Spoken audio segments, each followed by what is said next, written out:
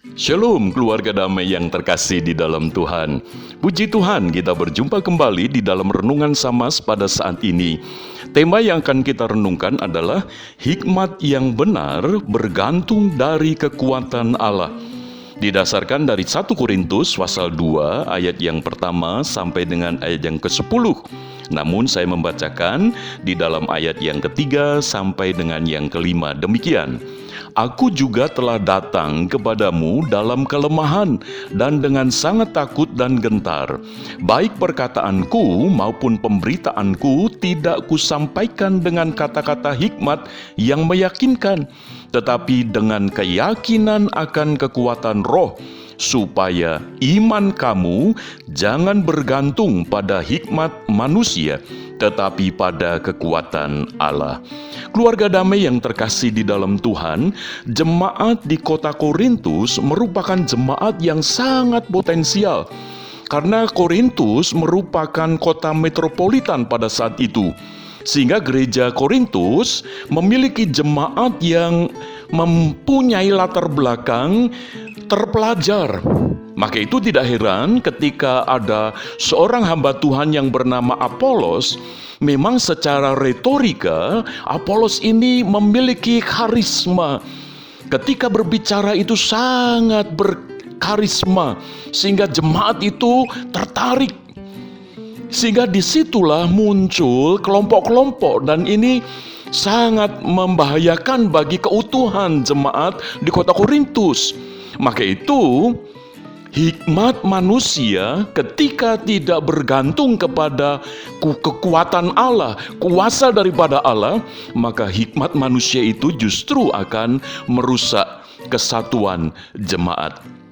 Keluarga damai yang terkasih di dalam Tuhan, maka Paulus ketika menyatakan akan kedatangannya untuk memberitakan Injil Kristus kepada jemaat, dia datang dengan penuh kelemahan. Dia ketika menceritakan tentang Tuhan Yesus, dia dengan penuh takut dan gentar. Karena dia mungkin tidak sepandai orang-orang lain, tokoh-tokoh lain yang dikagumi. Tetapi yang membuat Paulus itu memiliki hikmat adalah karena dia bergantung kepada kekuatan Roh Kudus, yaitu kekuatan Allah. Dan itulah hikmat yang justru menjadi berkat yang mengubahkan, yang bisa membawa jemaat siapapun dengan latar belakang bagaimanapun untuk memiliki relasi pribadi dengan Tuhan Yesus.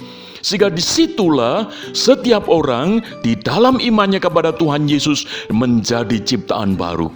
Keluarga damai yang terkasih di dalam Tuhan, maka ketika Paulus yang memiliki potensi, yang memiliki kelebihan-kelebihan, tetapi Paulus tidak membanggakan itu sebagai sesuatu yang bisa menjadi dikagumi banyak jemaat.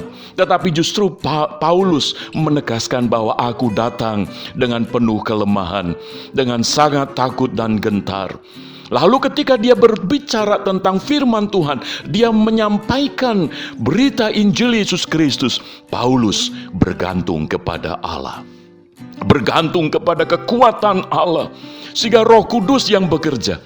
Bukan dengan kekuatan Paulus, jemaat itu mengalami kehidupan yang baru, pertobatan, tetapi hanya oleh karena Roh Kudus. Dan Paulus menangkap itu, sehingga Paulus di dalam pelayanannya membuat dia semakin rendah hati.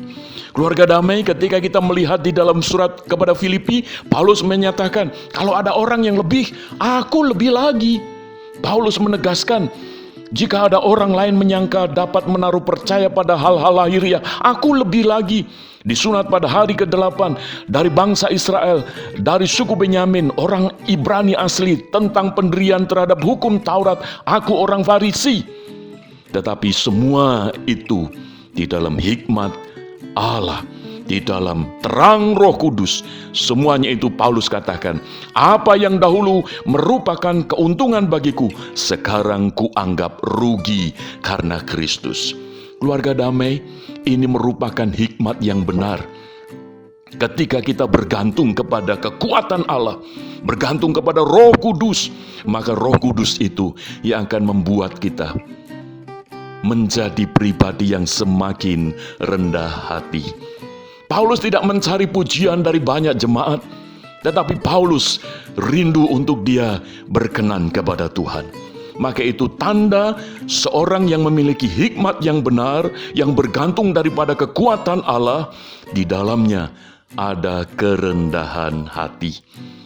Keluarga damai, biarlah di dalam hidup kita saat ini, ketika kita di dalam masa setelah Pentakosta, Roh Kudus memimpin setiap langkah hidup kita, maka biarlah kita menjadi orang-orang yang memiliki hikmat yang benar. Salah satu wujudnya adalah membuat kita semakin rendah hati. Kiranya Tuhan Yesus memberkati. Amin. Mari kita berdoa.